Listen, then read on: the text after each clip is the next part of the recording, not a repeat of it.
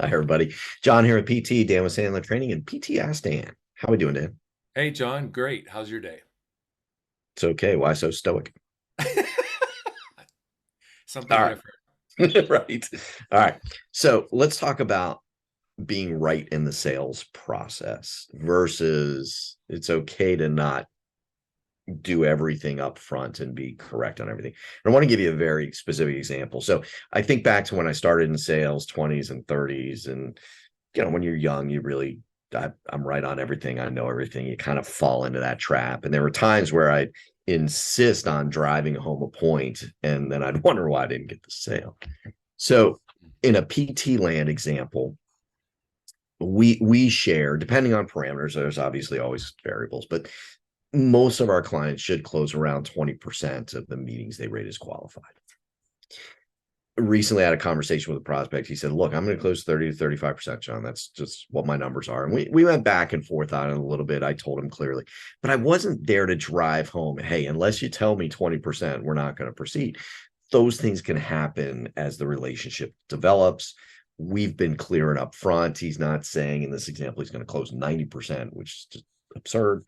But you kind of create some balance, and I don't have to dot every I and cross every T. I can let some of that happen as the relationship develops. So can you talk about that from a selling standpoint, and that it's okay to progress forward and allow it to play out?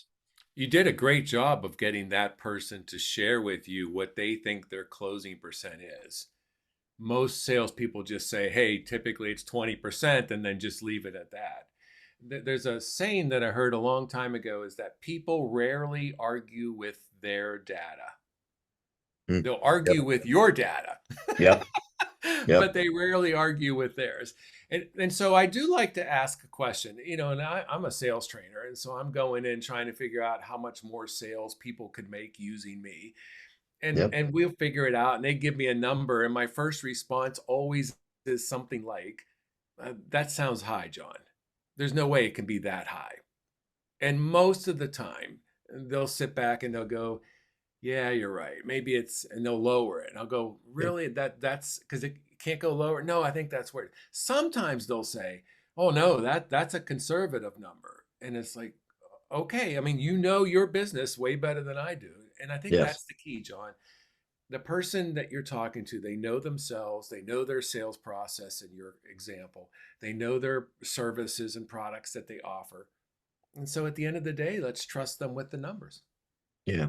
Yeah. And again, I think it's a disparity question, or maybe a threshold question. Like you gave an example of, okay, started here and you kind of work them down, and then there's the threshold. They're like, no, that's really okay. So you're kind of same page and you've got something to work off of.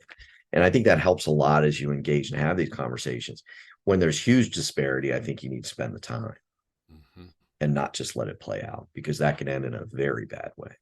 Yeah, Uh, and that's part of not having happy years. Happy years is yes. they say something favorable, 35% closing rate. Oh, well, I got a sale here, right? But I think it's, hey, are you Yeah. sure it's going to be that high? Because typically I see 20%. Yeah. And Yeah. that's integrity there. It is. And I think the other thing we've talked a lot about is challenging prospects and those kinds of things. You can't challenge them on everything. No, you You got can't. to kind of pick and choose. And do you want to debate over a small disparity in where you are and where they are and that kind of thing? And so, like raising children, choose your battles. Wow, if only you could choose your children. All right. On that note, All see you right, again I'll see tomorrow. you later.